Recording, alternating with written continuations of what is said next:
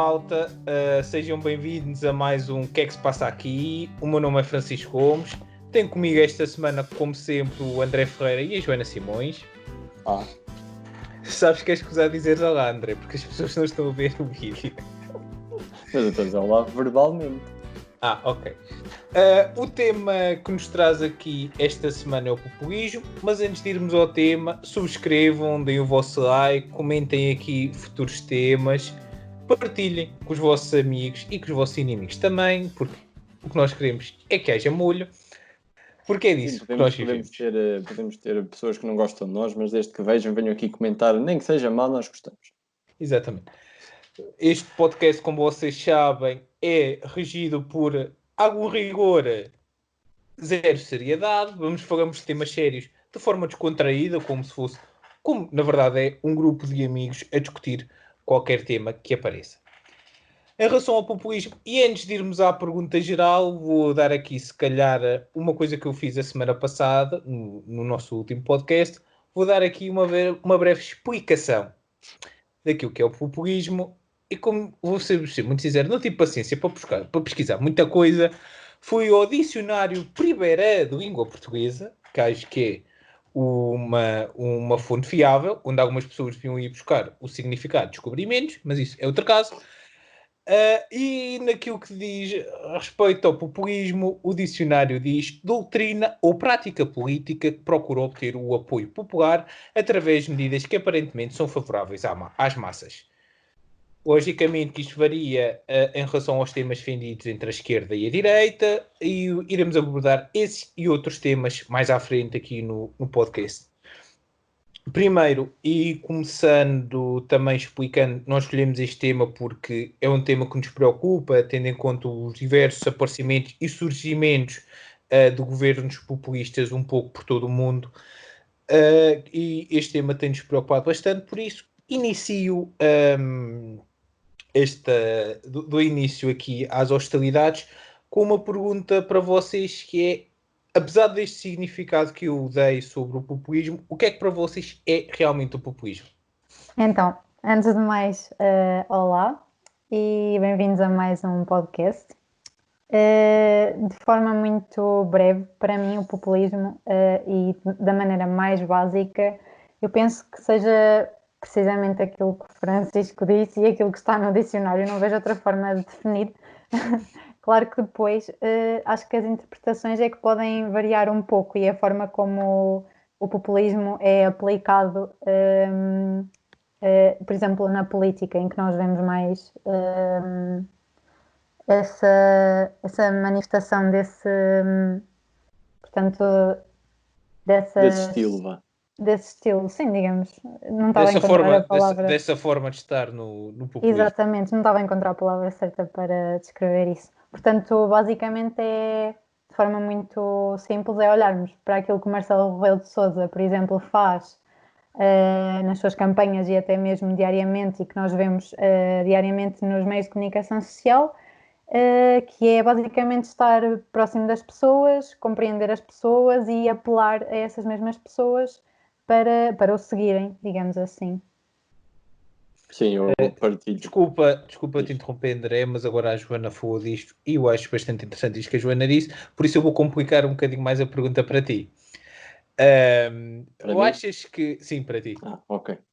Porque é contigo que eu estou a falar agora. Não sei se reparaste, eu disse o teu nome. Joana. Eu disse que a Joana tinha dito, e bem, aquilo que a Joana disse foi bastante interessante.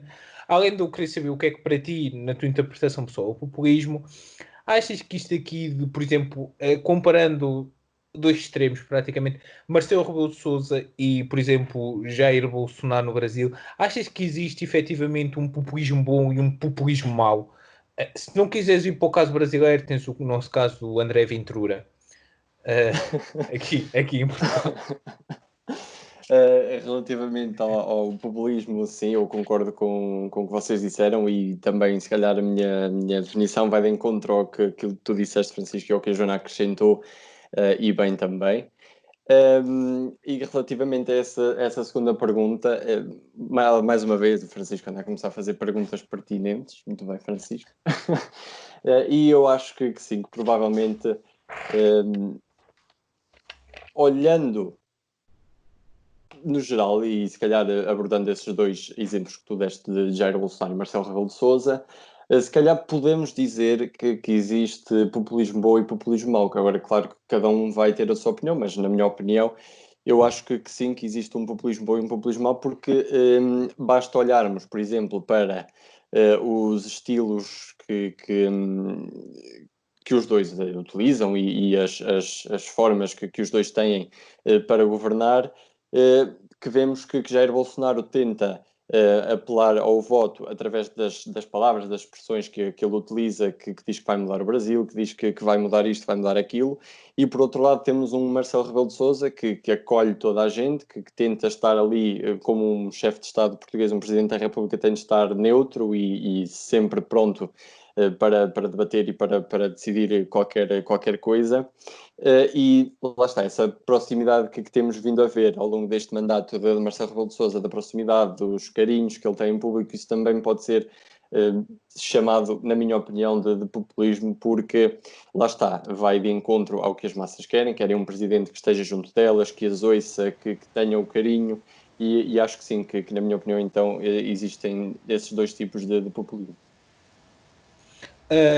A questão que se tem colocado aqui, e a questão basicamente nos trouxe a trazer este tema aqui, eu já fui um bocadinho no início, que foi o facto do crescimento do populismo um pouco por toda a Europa e por todo o mundo. O populismo negativo, melhor dizer. Sim, o populismo negativo, tendo em conta que eu também concordo com tudo o que vocês disseram, acho que efetivamente existe essas duas vertentes.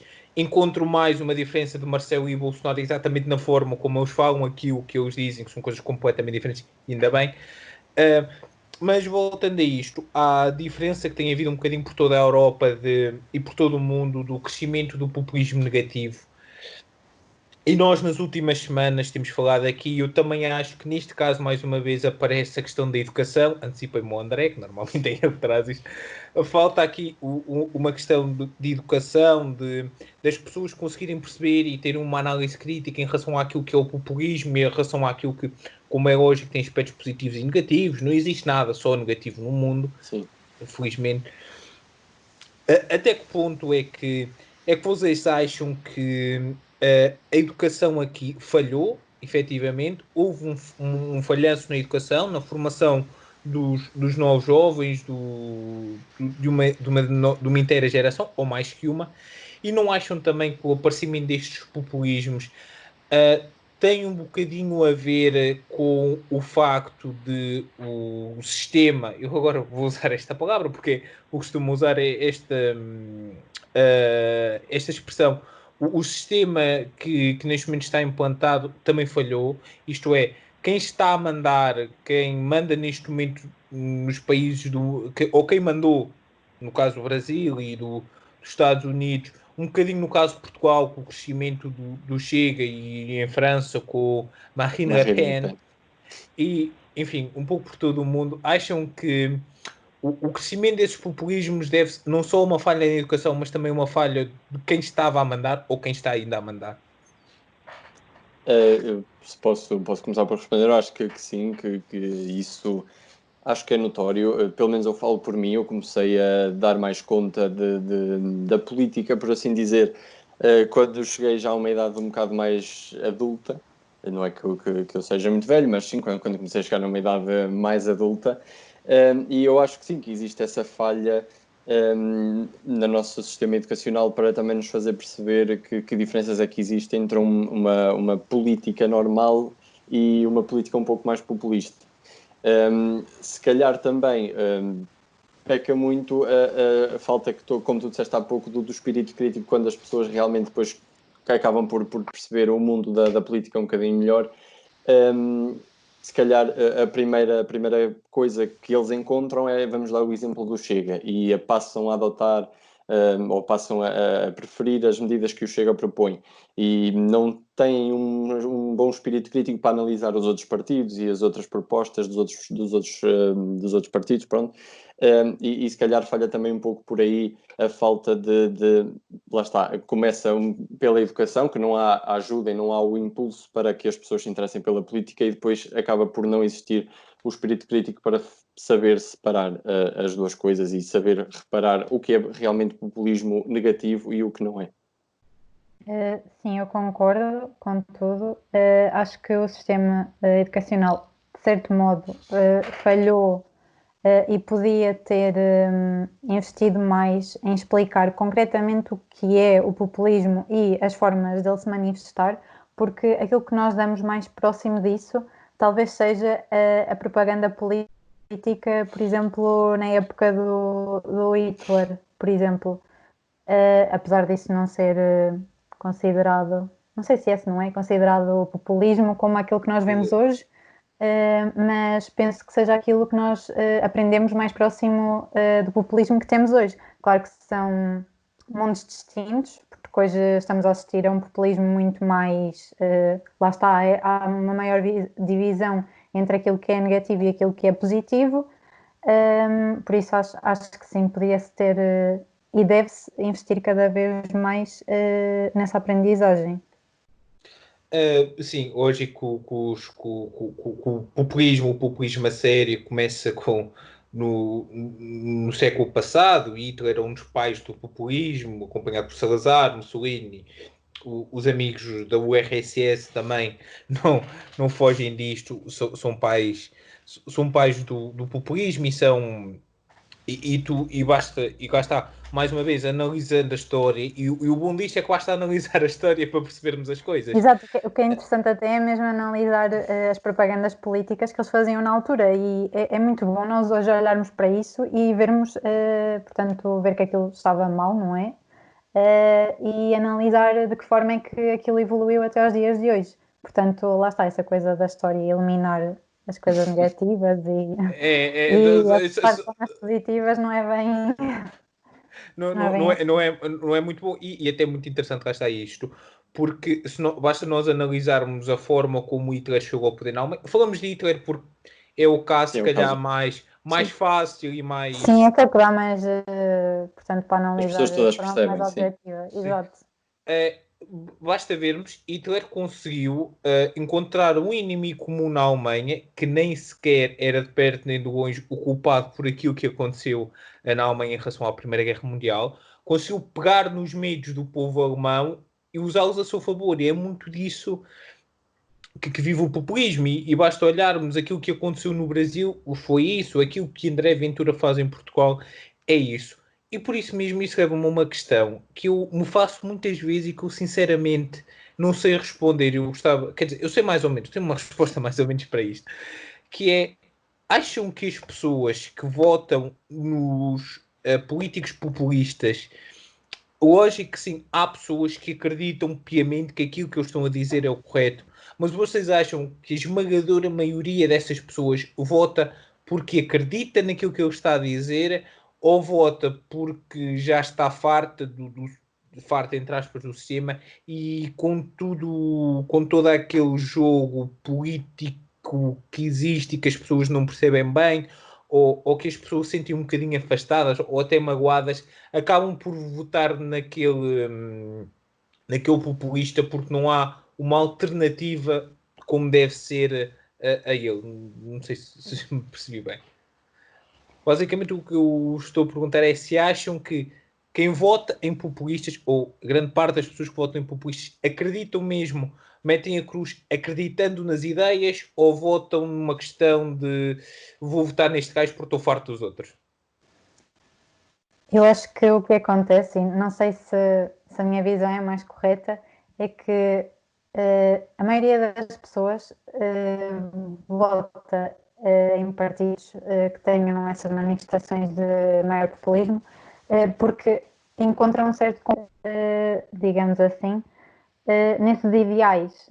Acho que pronto, também tem um bocado a ver com o facto de se calhar não se interessarem assim tanto por política e então deixarem para lá e deixem os outros decidir. Acho que isso ainda existe muito. E há sempre aquelas pessoas que vão votar só porque votam. E acho que é nesses partidos mais populistas que as pessoas, de certa forma, se refugiam, porque é impossível nós olharmos para um Bolsonaro ou para um Hitler e elegermos aquela pessoa com base nas suas convicções. Se soubermos um bocadinho da história e se soubermos o que é que aquilo significa realmente. Eu acho que é um bocado por aí. Eu acho que os votos nestas pessoas vai muito à base do discurso que é utilizado nas campanhas e nas propagandas, porque isto é toda a base da propaganda, não é? É que tudo gira à volta de querer chegar ao que a pessoa quer ouvir, e nós vemos o exemplo do Bolsonaro, que disse que iria mudar o Brasil, que iria mudar tudo. Agora o caso do André Ventura está a dizer o mesmo, que vai mudar Portugal, que chega pronto, as coisas que existem mais em Portugal, que ainda me há de explicar quais são.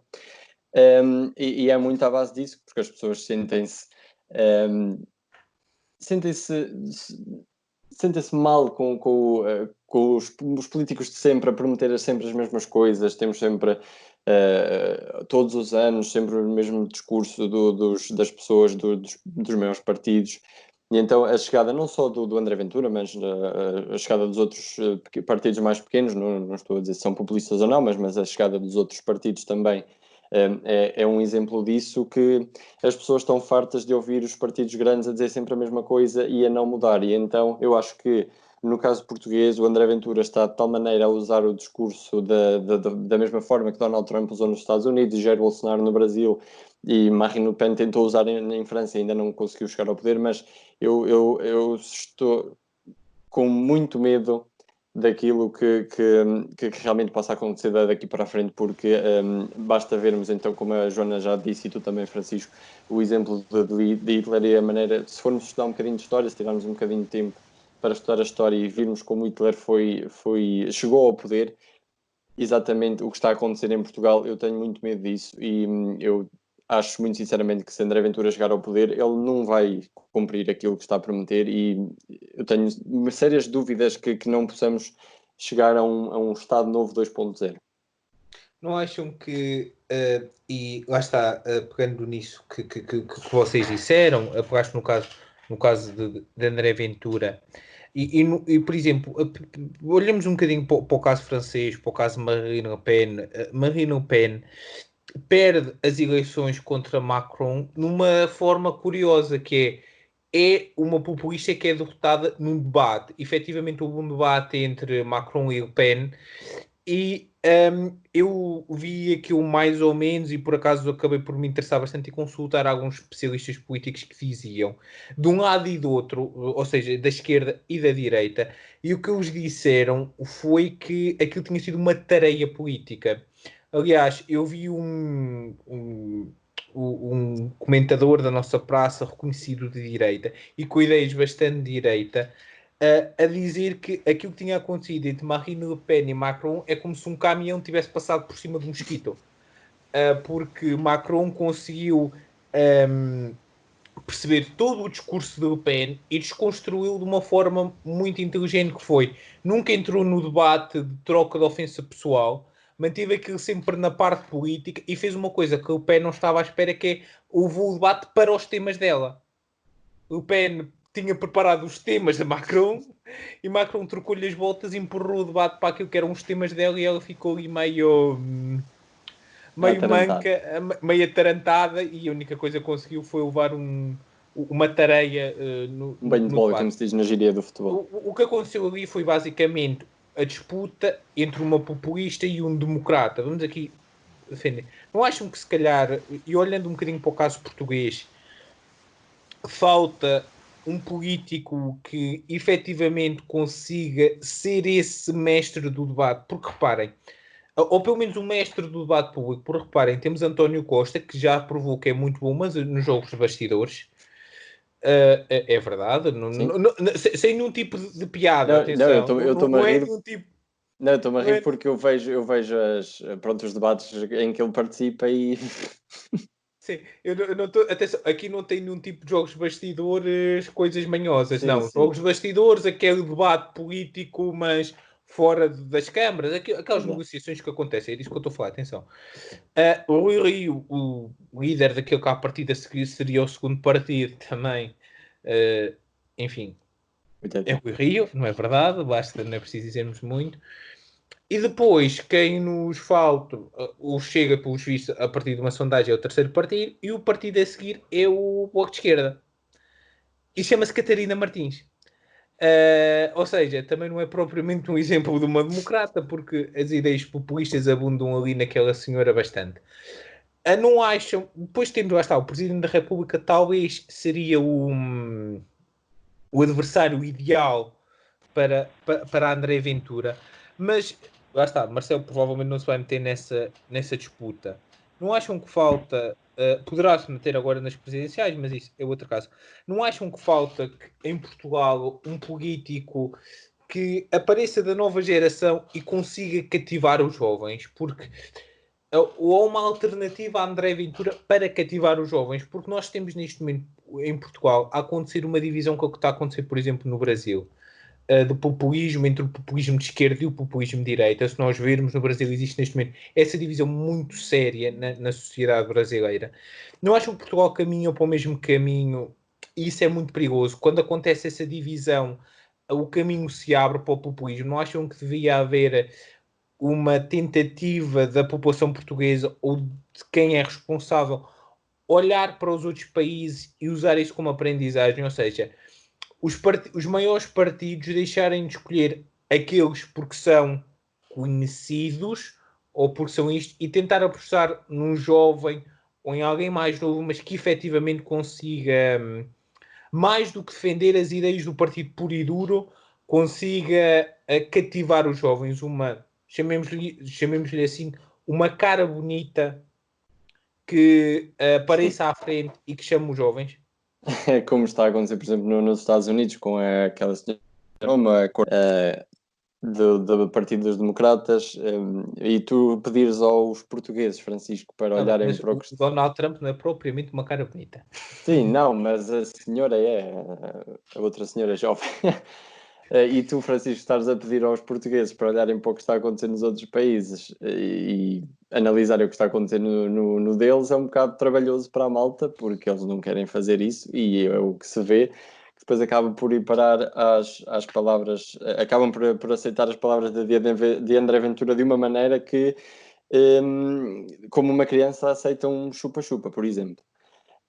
Agora, relativamente às pessoas mais novas, sim, eu acredito que se chegasse uma pessoa mais nova, não como o exemplo do Francisco, Do Chicão, chamemos do o Chicão, Chicão, pronto. o líder do CDS. Não, o líder do CDS não é um bom exemplo de uma cara jovem que possa revolucionar o sistema. Eu acho que era preciso Mas se alguém... for a alternativa ao André Ventura, a única Opa, se for alternativa ao alternativo André ao André Ventura. Ventura, eu faria, pronto, votava um bocadinho à rasca, mas pronto, acabaria por votar. Mas sim, eu acho que nos principais partidos acho que é preciso haver caras novas, porque as pessoas olham para o PS, PSD, Bloco de Esquerda, CDS, agora o CDS não, mas mais o PCP, e veem as mesmas caras do PCP, então já lá está aos anos, mas... Uau. Mas sim, vêm sempre as mesmas caras, sempre as mesmas promessas e acabam por se desligar destes partidos principais e dos partidos mais centrais, por assim dizer, falando só do PS e do PSD, e sim, acabam por olhar para um partido como o Chega, ou como o Iniciativa Liberal, ou como o Livre, veem que as ideias deles são um bocado fora da caixa e que podem revolucionar o sistema, como o André Ventura gosta de chamar aqui o sistema, e sim, acabam por ir diretos a esses lados, sem nunca analisar profundamente aquilo que realmente querem dizer, porque nós analisamos vários discursos e sabemos que há muitas palavras escondidas nos discursos que podem significar a coisa completamente contrária. Eu acho que uma boa alternativa é exatamente essa, é chamar mais jovens à política e colocá-los como candidatos. O problema é que eu acho que sim, provavelmente iria, portanto, esse candidato iria chamar a atenção dos mais novos, mas depois os mais velhos, digamos assim, iriam olhar um bocado de lado para esse partido e para essas ideias, porque pensavam, ok, este aqui tem 30 e poucos anos, não percebe nada de política, não tem maturidade suficiente para estar à frente de um país a governá-lo. Eu acho que o que iria acontecer era isso, mas sim, diz. Eu não acredito, porque eu acho que se houvesse uma pessoa jovem e que demonstrasse as suas ideias, como André Ventura faz, por exemplo, mas ideias boas, Eu acho que se houvesse uma pessoa assim desse género, acho que as pessoas iriam olhar mais para esse jovem do que para o resto dos partidos. Iria ser o menino de ouro da política portuguesa. Eu, pelo menos, eu vejo assim. O nosso Sim, eu acho que CR7. Eu acho que poderia acontecer isso com algumas pessoas, lá está, pessoas com uma mentalidade mais aberta, mas acho que muitas pessoas iam ficar, por outro lado, muitas pessoas iriam ficar reticentes a essas novas ideias e se calhar não iriam apoiá-las tanto quanto deviam. Por exemplo, para nós, que pronto, digamos, somos mais um bocado fora da caixa, iria ser bom e lá está, provavelmente iríamos até apoiar essas ideias e debatê-las e apoiar efetivamente o partido. Mas vejo esse problema acontecer honestamente, porque não sei, é mesmo, acho que tem mesmo a ver com as mentalidades e a forma como as pessoas veem a política no geral, porque as pessoas só se interessam por aquilo que está à vista, não aquilo que está atrás, e aquilo que os políticos realmente querem dizer, quando às vezes é o contrário, e as pessoas não percebem. Sim, aliás, o que me preocupa bastante com o André Ventura e com os apoiantes de André Ventura não é que seja dito uma coisa de certa forma que tu não percebas, ou seja, ou que tu não percebas logo a ler. Não é uma coisa que é dita nas entrelinhas como acontece em muitos casos. O que André Ventura diz é uma coisa demasiado às claras para alguém com dois pingos de bom senso achar que aquilo é normal ou que aquilo pode ser uma boa ideia ou que se quer que aquilo entra na cabeça. Entra na cabeça de alguém.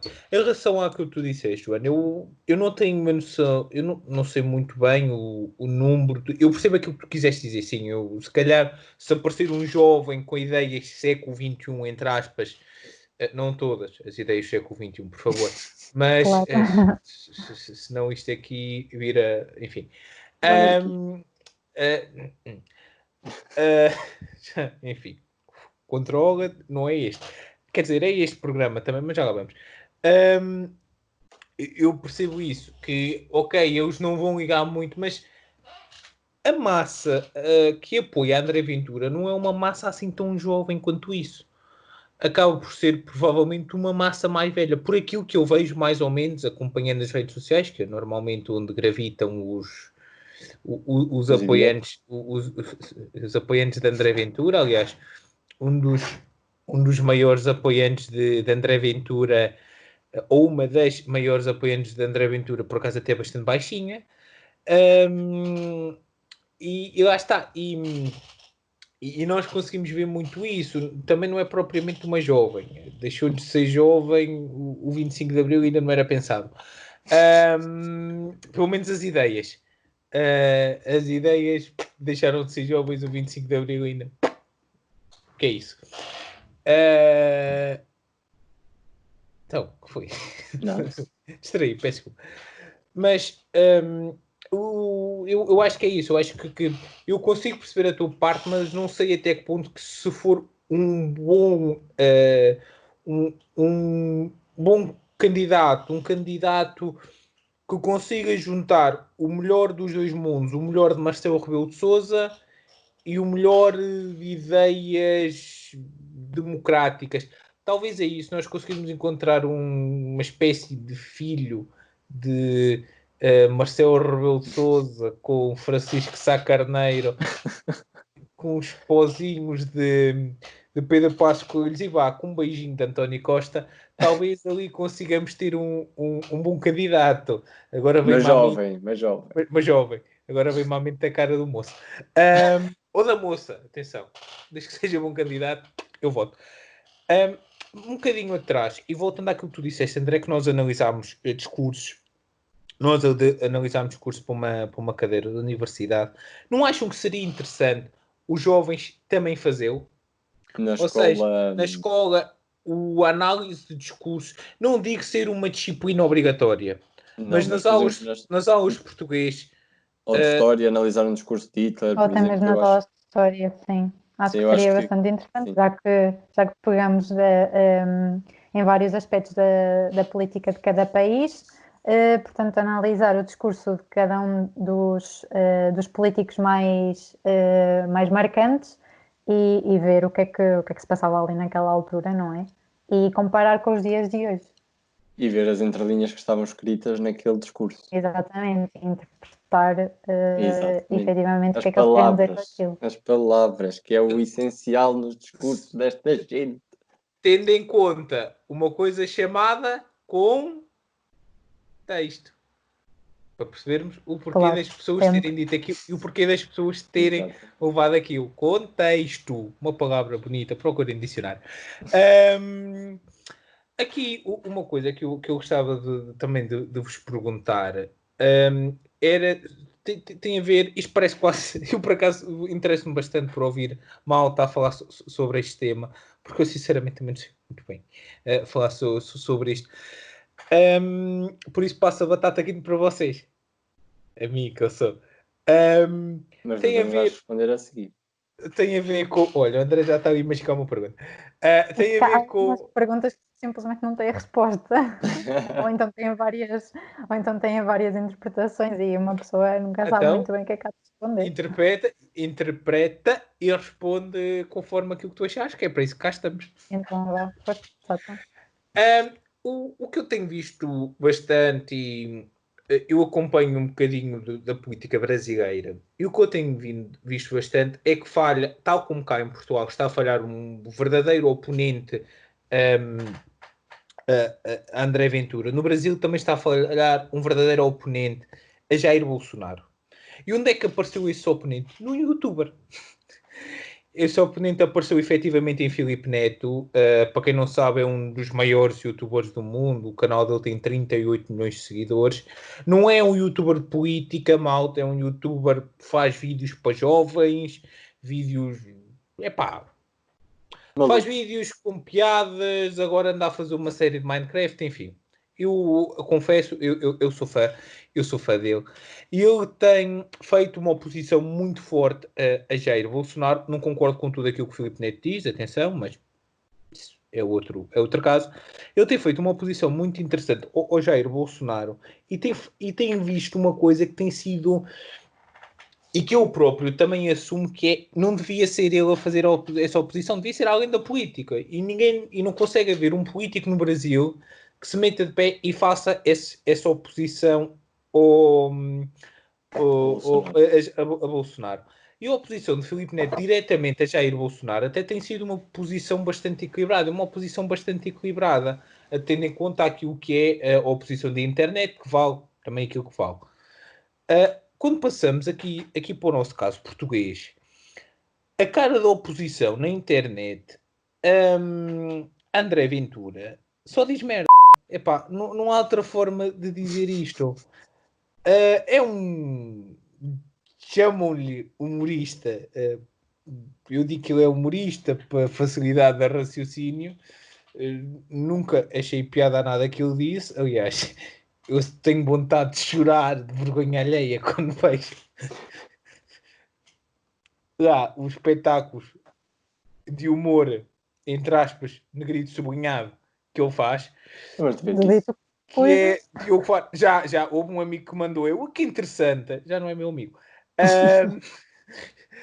Ele disse-me, vê isto que é engraçado, e eu, enfim, que é Diogo Faro. E quando nós olhamos para aquilo que é a disputa de Filipe Neto com Bolsonaro, Filipe Neto ataca as ideias de Jair Bolsonaro, Diogo Faro ataca a pessoa André Ventura. Não acham que, e fazendo a comparação com os dois países, não acham que o Filipe Neto está a fazer mais pela defesa da democracia do que o coisa em português que diz que defende a democracia, mas na verdade ele quer impor uma ditadura do outro lado? Mas, Francisco, estás a comparar o Filipe Neto ou a esse sujeito logicamente do Filipe Neto. Quero pedir desculpa ao Filipe Neto por a comparação a esse indivíduo. É óbvio que esse sujeito... Podemos dizer o nome dele, podemos? Eu já disse. Pronto, o Diogo Faro, se tivesse 2 pingos de bom senso e de inteligência, não dizia 95% das coisas que disse. Primeiro, não dizia que era humorista. Pronto, sim, lá está, isso faz parte dos 95%, mas Eu acho que precisamos de alguém inteligente, não é mais inteligente, é só apenas inteligente no nosso país para debater as ideias de André Ventura. O exemplo que me ocorre agora foi o de Quaresma, quando houve aquela polémica entre o André Ventura e a comunidade cigana e que Quaresma, pronto, toda a gente sabe, é cigano e fez uma oposição a essa ideia bastante boa. Mas eu, por acaso, não acompanho essa oposição que o Filipe Neto faz, mas se calhar o Filipe Neto é mais recorrente na sua oposição do que é Quaresma agora. O Quaresma só se opôs àquela ideia, mas se calhar, sim, precisamos de uma pessoa que esteja ali recorrente a opor ou a transmitir a verdadeira imagem das ideias de André Ventura. Até me engasgo, o homem, eu odeio tanto o homem que nem sei o nome dele. Mas eu também tenho muito uma dúvida relativamente a haver figuras públicas que se oponham a ideias políticas, porque olhando para o caso dos Estados Unidos e um bocado do Brasil, isso não correu lá muito bem e tivemos Donald Trump e Jair Bolsonaro no poder. Eu acho que muitas vezes as figuras públicas são julgadas e dizem que tu estás a reclamar porque és figura pública e tal, tens um espaço e não devias fazer isso, tinham seus políticos a fazer, e eu acho que isso depois ainda vai provocar mais interesse pelas ideias de André Ventura do que propriamente pela verdadeira imagem que são as ideias deste tipo de pessoas, dos populistas. Sim, a única coisa que eu tenho a dizer relativamente a isso é, de facto, o Diogo, ele é Diogo. É o Diogo Beja. Não, Diogo Beja não, coitado. O Diogo Faro, o Diogo Beja, coitado do Diogo Não, Faro. eu queria trocar-lhe o apelido por outra cidade, mas coitado do Diogo Beja, agora foi um bocado ofensivo. Peço Pronto, desculpa. eu vejo algumas coisas que ele publica, não o sigo porque realmente não gosto, não aprecio o Não sigo a humor palavra em que aspas dele.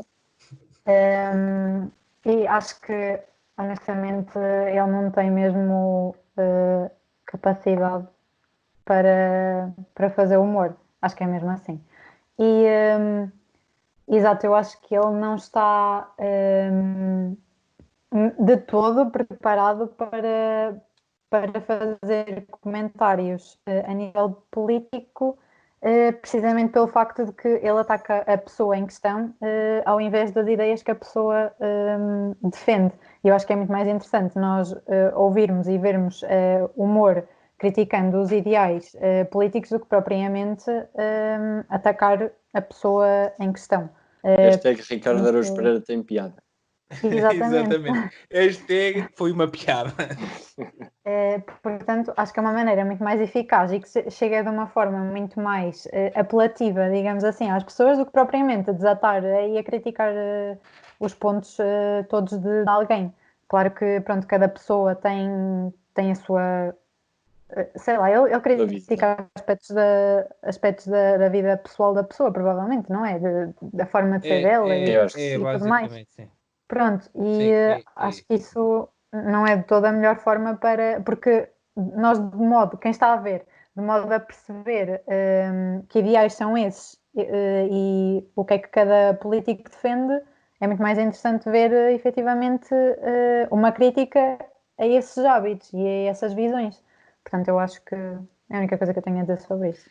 Eu gostava só de dizer aqui uma coisa para terminar o tema, Diogo, coisinho, terra do sul de Portugal, que não merecia tal ofensa.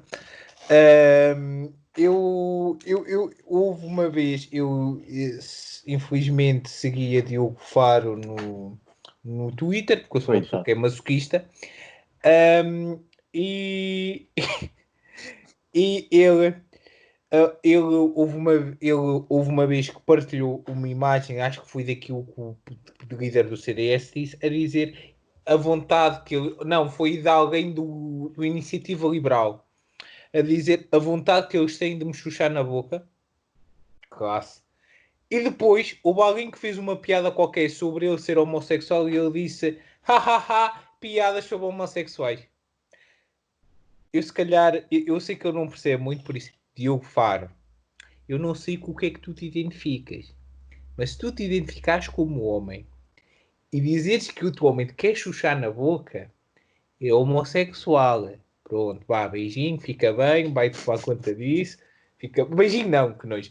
Vai dormir agora, pensar sobre a ideia, está bem? Se calhar bebes um chazinho, acalmas a ideia e vais pregar para outra freguesia e deixa Portugal em paz, está bem? Obrigado. Eu acho que Palavra da salvação. vamos com 40 e tal minutos. Se calhar fazemos aqui um corte. Ou seja, chegamos aqui ao final da primeira parte. Deem like, partilhem, comentem nas vossas redes sociais, façam aquilo tudo que vocês já sabem. Eu acho que me troquei a meio e vamos agora sim passar, se calhar, a outro ponto. Não sei se alguém tem alguma questão a fazer ou se terei eu continuar a fazer questões.